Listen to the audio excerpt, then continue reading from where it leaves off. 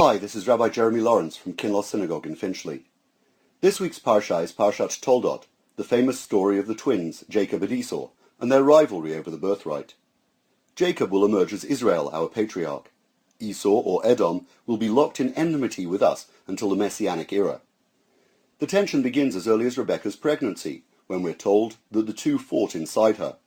Even at this stage, the Midrash is not shy to demonize Esau in its conjecture that whenever Rebekah walked past a place of idolatry, Esau tried to burst out. When she passed a place of Torah learning, Jacob made his bid for freedom. We're told that Esau became a man who knew hunting, a man of the fields, and Jacob was a wholesome man who made his life in tents. Isaac loved Esau because the hunt was in his mouth, and Rebekah loved Jacob. It seems they have picked favorites, Isaac taking pride in Esau's manly pursuits, Rebekah drawn to Jacob, who helped out around the house. Does the Torah want to paint a picture that somehow Isaac and Rebekah had a hand in the tension between their children? And how could Isaac get it so wrong that he favored the villain of our piece? If we look at the expression carefully, we see that while a reason is given for Isaac's love of Esau, which is Esau's hunting prowess, no reason is given when we're told that Rebekah loved Jacob. The 15th century commentator, Ovadia Sforno, understood our passage differently. He takes Isaac's love of Jacob absolutely for granted. It was so obvious that it literally went without saying.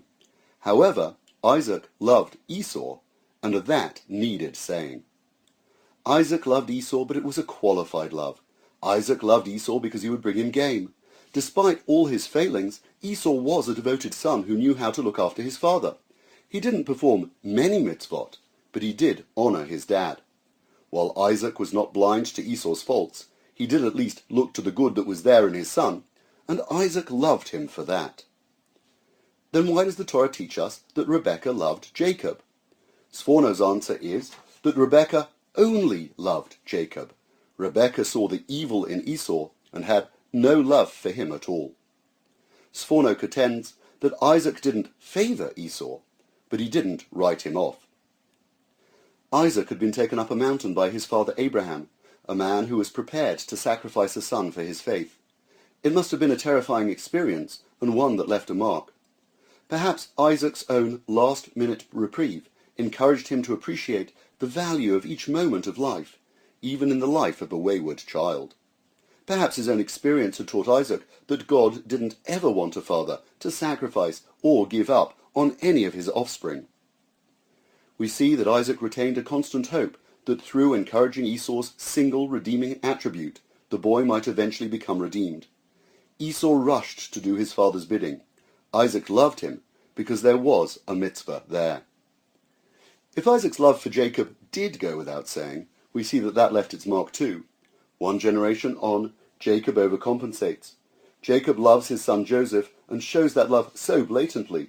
He even gives him a special robe, and Joseph's 10 older brothers resent him the more for it. The Torah gives us patriarchs and matriarchs who are real people with real hope, and real faults and real flaws. If our biblical forebears were all good or evil, they would be like Goldilocks' 3 bears, fairy tale characters with nothing much to teach. Instead, we have a narrative which challenges us to understand and challenges us to learn. Our Parsha this week teaches us through Isaac that we should look for the positive in people. We should not blind ourselves to their flaws or the need for admonition, the need to set them right. Sometimes you need to tell someone they're wayward to help them find their way back. And we learn too that if we love someone, we should tell them. We might know that we love them so much that it goes without saying, but we should tell them even so. This is Rabbi Jeremy Lawrence from Kinloss Synagogue in Finchley, wishing you a Shabbat Shalom.